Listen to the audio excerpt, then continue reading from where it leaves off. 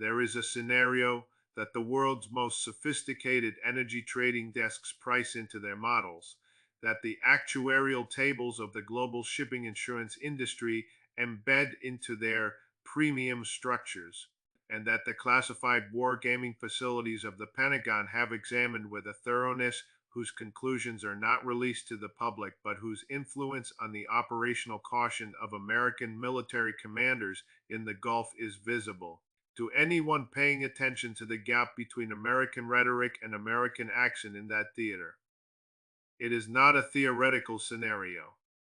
It is not a worst case planning exercise with negligible probability of realization. It is the scenario that the current trajectory of American Iranian confrontation in the Persian Gulf is assembling, piece by operational piece, with a logic as cold and as patient as the Iranian strategic doctrine that is driving it. The scenario is this: Iran moves to shut down the oil route to the Strait of Hormuz, and the United States is forced into a crisis mode for which 40 years of pressure first policy have left it comprehensively unprepared against an adversary that has spent those same 40 years preparing for precisely this moment, in the one geographic environment where the balance of operational advantage tilts away from American conventional supremacy toward the asymmetric capabilities that Iranian doctrine has specifically engineered for the Gulf's confined and contested waters. Before we go further, if you want the analysis that examines what this crisis mode would actually look like, what Iran's move actually consists of, and what it means for the global economy and the strategic position of every nation whose energy security depends on the continued flow of oil through the Gulf, subscribe to this channel right now and turn on your notifications, because what is unfolding in the Persian Gulf right now is not a bilateral military standoff between Washington and Tehran. It is the most consequential test of the global energy security architecture since the 1973 Arab oil embargo, and the people bearing the potential economic consequences of its resolution are the ordinary citizens of every country that runs on oil, which is every country on earth without exception. The question this analysis addresses deserves a direct answer before the evidence is examined. Has Iran already moved to force America into crisis mode in the Gulf, or is this a future scenario whose conditions are being assembled but not yet activated? The honest answer is that the distinction between these two descriptions is less meaningful than the official framing of the situation suggests. Iran has not closed the strait. American ships continue to transit it. Commercial vessels continue to move through it at elevated insurance cost and with operationally normalized Iranian harassment as a feature of the transit environment. But the conditions under which a move towards shutdown becomes operationally rational from Tehran's strategic perspective, the pressure, the encirclement, the demonstrated American willingness to abrogate agreements, the continued military positioning that Iran's stated policy identifies as the trigger for strait closure, are not being reduced by the current American approach. They are being intensified, and the operational capabilities that Iran would deploy in a shutdown move, the fast attack craft, the shore-based missiles, the mines, the submarines, the drone and cruise missile inventory proven through proxy operations in Yemen and Iraq, have been advanced rather than degraded under the pressure designed to constrain them. The scenario is not activated, but it is closer, more operationally prepared, and more strategically rational from Iran's perspective than at any previous point in the confrontation's long history. The thesis of everything that follows is this: America's crisis mode in the Gulf is not a future state to be avoided through the continued application of the current approach. It is the present state, partially masked by the operational restraint of both sides and the institutional management of public perception, in which the gap between the strategic position Washington projects and the strategic position it actually occupies has become wide enough that the ordinary citizens whose economic conditions depend on the resolution of this confrontation deserve an honest accounting of what crisis mode actually looks like, what Iran's move in the Gulf actually consists of, and what the current trajectory is actually producing. Iran's move in the Gulf is not a single dramatic action. It is an ongoing multi domain campaign of capability demonstration, threshold mapping,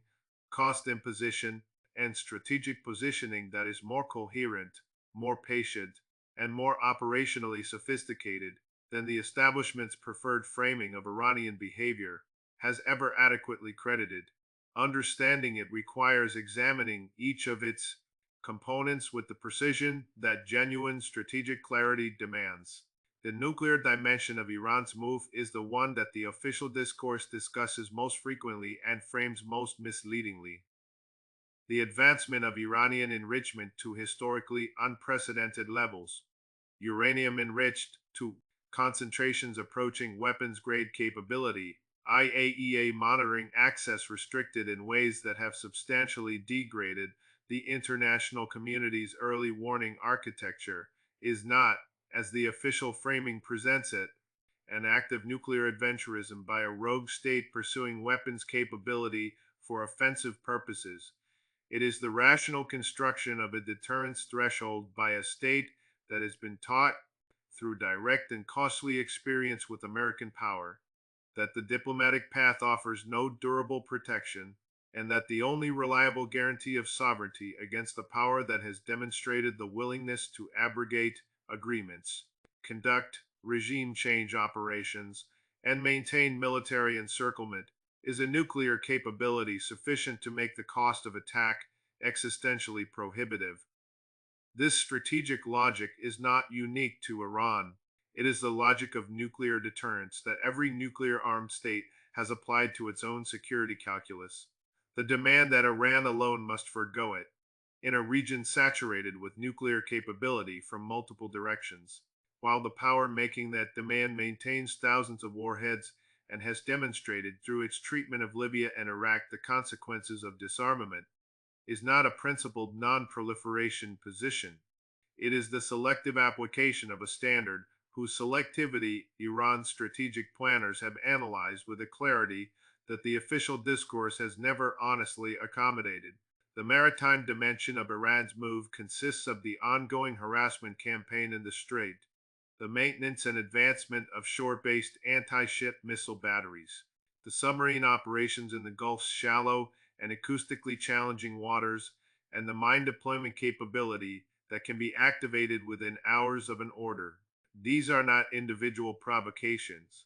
They are the components of an operational posture specifically designed to demonstrate to American naval planners and to the commercial shipping markets that the Strait's status as a reliable transit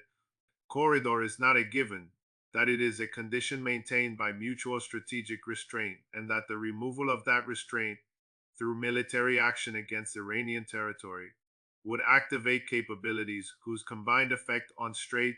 transit would be immediate, severe, and not quickly reversible through the military means available to the forces currently positioned in the Gulf. The proxy dimension of Iran's move is the most sophisticated and the most operationally developed component of the overall campaign. The Houthi interdiction of Red Sea shipping is not a separate conflict with a separate strategic logic. It is the live operational laboratory of the Iranian asymmetric warfare doctrine, the real world testing environment in which Iranian designed precision strike systems are validated against the actual countermeasures of the world's most capable naval force. Operational concepts are refined through contact with actual adversary responses,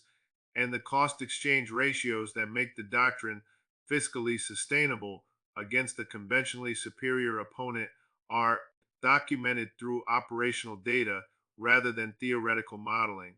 Every Houthi drone that requires an American SM-6 intercept is a data point in the Iranian strategic assessment of how long the American posture in the Gulf can be sustained at current operational tempo before fiscal and industrial constraints force a strategic revision. The data points are accumulating. The assessment they are producing is informing the strategic confidence with which Iran's broader Gulf move is being conducted. The diplomatic dimension of Iran's move is the one most consistently underweighted in Western analysis.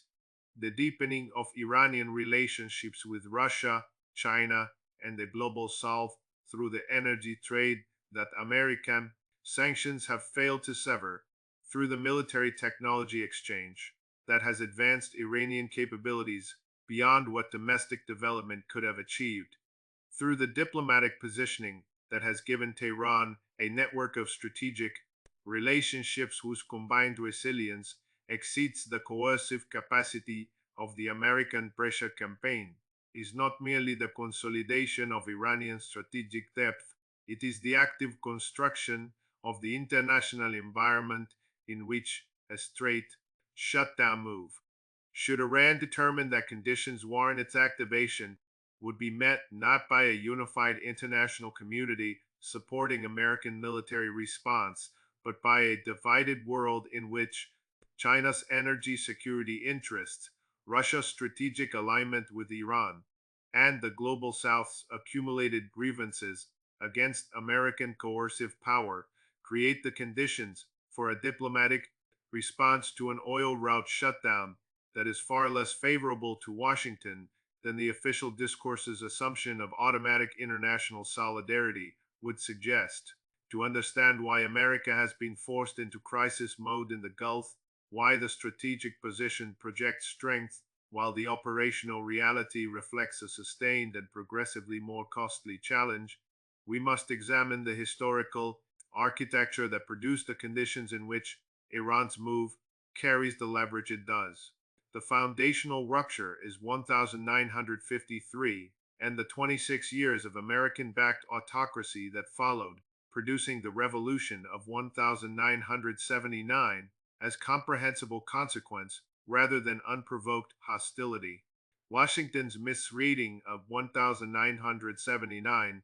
is the original analytical error from which 4 decades of strategic miscalculation flow, including the central miscalculation that maximum pressure would produce Iranian compliance rather than the Iranian deterrence doctrine specifically engineered to impose costs on American power in the Gulf. The 1980s deepened the strategic foundation of Iran's Gulf move through American provision of battlefield support to Saddam Hussein during the Iran-Iraq War, making Washington a material participant in a conflict that killed close to 1 million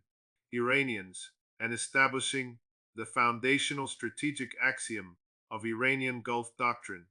that the only reliable deterrent against American military action is a capability whose activation imposes costs on American interest and the global economy simultaneously. That axiom has organized Iranian Gulf strategy ever since.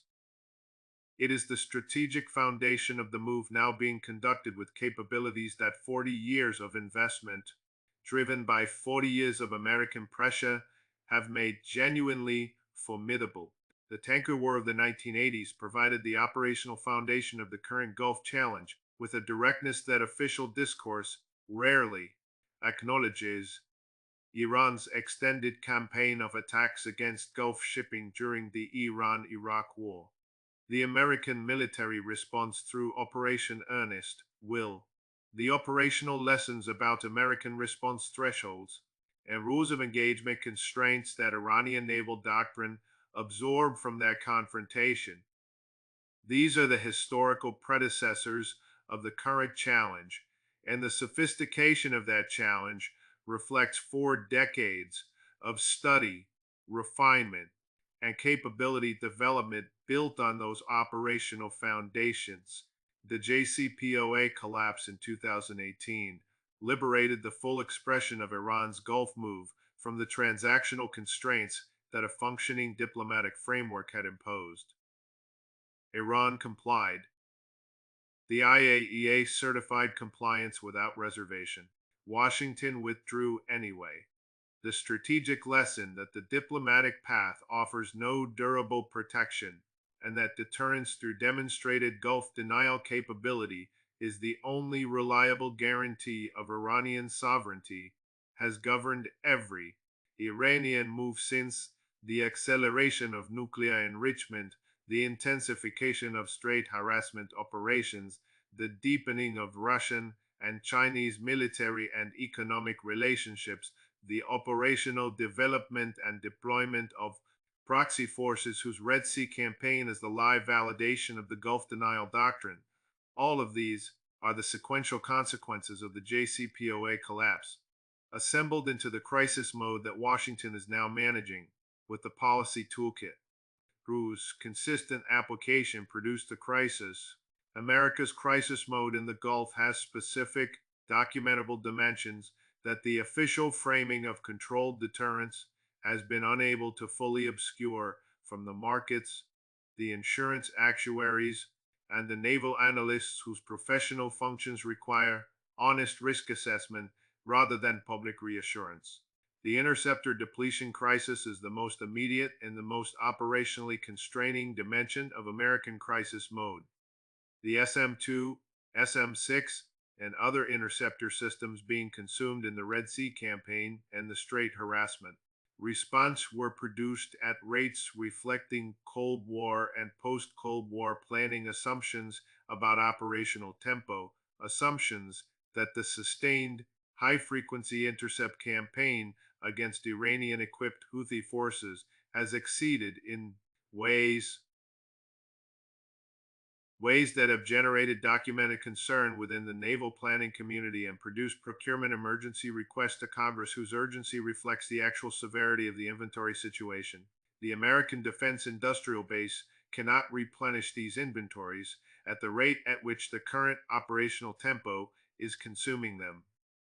Iran's allies are winning the logistics war not by defeating American naval forces in open combat, but by consuming American interceptor inventories faster than the industrial base can replace them at a cost ratio that makes the exchange fiscally unsustainable over the operational horizon that Iranian strategic patience is prepared to sustain. The coalition fracture dimension of American crisis mode is equally significant. The naval coalition assembled to protect Red Sea commerce, Operation Prosperity Guardian, and its successors reflects the limits of American diplomatic leverage in a post-unipolar moment, rather than the unified international solidarity that the official framing presents. Significant naval powers whose participation would be militarily meaningful have declined to join, or have participated with constraints that limit their operational contribution. The political fracture within the coalition between the military imperative of protecting commercial shipping and the political impossibility of unlimited alignment with American Gulf strategy, given the Gaza context within which the Houthi campaign has been framed, and the domestic political constraints it imposes on governments across the global south and the Muslim world is a structural weakness of the American position that Iranian strategic doctrine has deliberately exploited through the framing of the proxy campaign. The fiscal sustainability dimension compounds the interceptor depletion and coalition fracture problems with a long-term pressure whose accumulation is lower, but whose structural significance is no less consequential. The cost of maintaining the American Gulf posture, the carrier strike groups, the Fifth Fleet infrastructure, the airbase operations, the intelligence collection, the interceptor consumption, the logistics of sustained high-tempo naval operations in a contested environment is absorbing defense resources at rates that interact with the competing demands of European deterrence, Indo-Pacific positioning, and the domestic political pressure on defense spending to create a fiscal constraint on Gulf posture sustainability that the official discourse presents as a planning consideration, but that the operational reality of concurrent theater demands has elevated to a genuine strategic crisis. The economic crisis that an Iranian oil route shutdown would produce deserves the most explicit and most honest presentation that the documented evidence supports, because the ordinary citizens who would bear the overwhelming majority of its costs have been systematically excluded from the honest accounting of the strategic decisions that determine whether it materializes. The supply arithmetic is specific and its consequences are severe. The Strait of Hormuz carries 17 to 20 million barrels of oil per day. The alternative routing capacity, through existing pipelines, the Petroline and the Abu Dhabi crude oil pipeline, covers approximately 6 to 7 million barrels per day. A complete strait shutdown would remove 10 to 14 million barrels per day from global markets, even at full utilization of all alternative routing capacity. This represents a net supply reduction of 10 to 15% of global consumption, 2 to 3 times the magnitude of the 1973 Arab oil embargo that produced the most severe economic dislocation in the Western world since the Great Depression. The price transmission mechanism is immediate and comprehensive. Crude oil futures markets would price a credible strait closure within hours of confirmation, not days, not weeks, but hours, reflecting the automated and algorithm driven nature of modern commodity markets and the pre existing scenario models that every major trading desk has built for this specific event. The crude price increase, whose magnitude the IEA scenario modeling places at a doubling to tripling of prevailing prices, would transmit to retail gasoline prices within days, to the cost of every manufactured good within weeks, and to the broader inflation psychology of Western economies within months. Central banks would face the most acute version of the inflation recession dilemma that the 1973 oil shock produced: raise rates to combat energy driven inflation and risk recession, or hold rates and allow inflation to become entrenched under conditions far more severe than those of the 1970s, given the debt levels that Western governments carry today. The food security dimension of an oil route shutdown is the most underreported and morally most significant economic consequence. Agricultural production across the developing world is dependent on petroleum-derived fertilizers, particularly nitrogen fertilizers, whose production is directly tied to natural gas prices that would surge in parallel with oil prices in a strait closure scenario. The nations of South Asia, Sub-Saharan Africa, and Southeast Asia that depend on imported fertilizers for the agricultural yields required to feed their populations would face a food security crisis whose severity, in the event of a sustained closure, would translate into humanitarian consequences of a scale and a duration that the governance capacity of those nations would be unable to manage.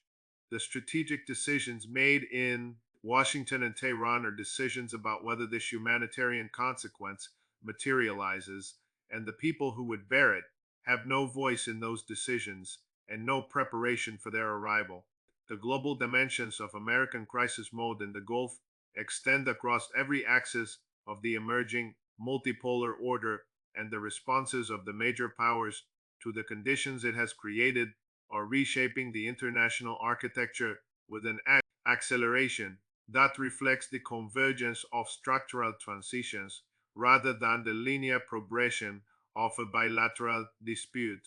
China's response to American crisis mode in the Gulf reflects the dual pressure of immediate economic vulnerability to supply disruption and long-term strategic interest in preventing American monopoly control of the energy infrastructure that Chinese economic security depends upon.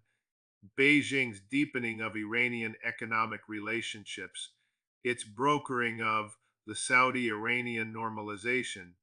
its development of naval capabilities for Indian Ocean power projection. These are the components of a strategy oriented towards strait governance through genuine multipolarity rather than American monopoly. In the event of an Iranian oil route shutdown move, China's response would reflect this dual pressure: powerful structural incentive to support de escalation that reopens the strait, combined with equally powerful structural incentive to prevent the American military response from consolidating the Gulf dominance that the shutdown itself would be designed to contest. The diplomatic space that China would occupy in a strait crisis is not the space of automatic American ally. It is the space of an interested third party with its own strategic calculus, a calculus that would be less favorable to Washington's preferred outcome than the official assumption of international solidarity would suggest. Russia's alignment with Iran in the crisis context reflects a structural interest that the simultaneous application of comprehensive sanctions to both states has made more direct and more institutionally embedded than at any previous point in the relationship. Russian military technology in Iranian hands gave the Iranian Gulf challenge the depth it would not possess through domestic development alone. Russian energy export revenues benefit from the price elevation that Iranian straight threat activity produces even short of actual closure, and Russian strategic interest in the continued contestation of American Gulf dominance and the validation of the asymmetric doctrine that makes American conventional superiority contestable at acceptable cost gives Moscow a structural stake in Iranian strategic success that goes beyond tactical opportunism into genuine strategic alignment.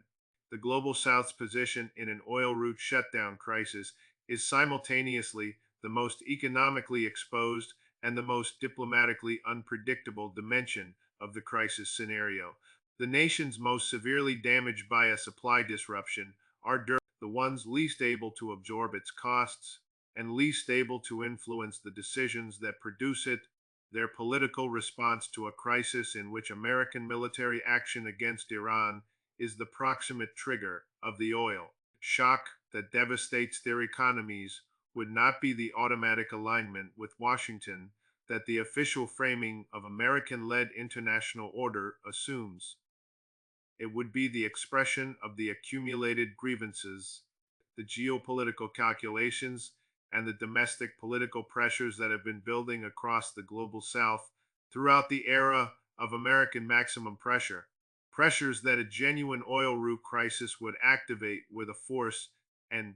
a direction that no American diplomatic management has prepared adequately for. We are standing at the twilight of the strategic approach that has defined American Gulf policy for 4 decades. The approach premised on the conviction that sustained pressure would eventually force Iranian strategic capitulation before the conditions for an oil route shutdown became operationally activated. That premise has been tested against the operational record with a rigor and a duration that honest analysis cannot dismiss. Iran's Gulf capabilities are greater than when the approach was adopted. The conditions for an oil route shutdown move are more assembled than when the approach was adopted. And America's crisis mode, the interceptor depletion, the coalition fracture, the fiscal sustainability pressure, the gap between the strategic posture projected and the strategic position actually occupied, is the direct product of the approach whose continuation, the institutional architecture of American foreign policy, has shown a consistent and costly unwillingness to interrupt. The binary choice that the scale and the urgency of the crisis demand is clear. The first path is genuine strategic realism, the honest acknowledgement that the current approach is assembling the conditions for the oil route shutdown it claims to prevent, and that the only path away from that crisis is the diplomatic engagement with the underlying strategic conditions that makes the shutdown move both operationally rational and strategically necessary. From Tehran's perspective, this means offering Iran the verifiable security guarantees and economic normalization that might make the straight denial doctrine strategically unnecessary, not as appeasement of Iranian aggression, but as the rational management of an oil route shutdown risk whose costs would be distributed across the global economy with a comprehensiveness and a severity that dwarfs the political cost of the diplomatic revision required to reduce it. The second path is the one that institutional inertia has made the default: more sanctions, more military deployments, more pressure, more of the approach whose consistent application has produced the crisis mode now being managed and whose continuation will produce more of the same accumulation of conditions, capabilities, and strategic confidence on the Iranian side that makes the oil route shutdown scenario more likely with each passing month. This path does not lead to Iranian compliance. The operational record makes that conclusion unavoidable. It leads toward the conditions for the shutdown that would transform the current costly strategic failure into the global economic catastrophe that the arithmetic of supply disruption makes the inevitable consequence of an activated Iranian oil route closure move. The dice are not yet cast. The strait has not yet closed. The oil shock has not yet arrived.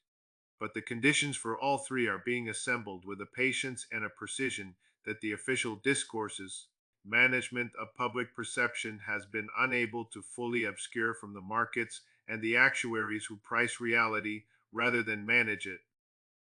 The ordinary citizens who would bear the overwhelming majority of the consequences at the gas pump, the grocery store, the heating bill, the food market, deserve the honest accounting of what is being assembled in their name and at their eventual expense. That is the analysis this channel exists to deliver. If it has given you a clearer and more honest picture of what Iran's move in the Gulf means for America's crisis mode and for your own economic conditions, subscribe to this channel, turn on your notifications, and share this with someone who deserves to understand what is happening before it arrives. The algorithm suppresses this kind of analysis because it disrupts the comfortable official account. And the only way it reaches the people who need it is if you carry it to them. Leave your answers in the comments below. First, do you believe the current American Gulf posture is sustainable at its present operational tempo against the Iranian asymmetric challenge? Or has the accumulation of intercepted depletion,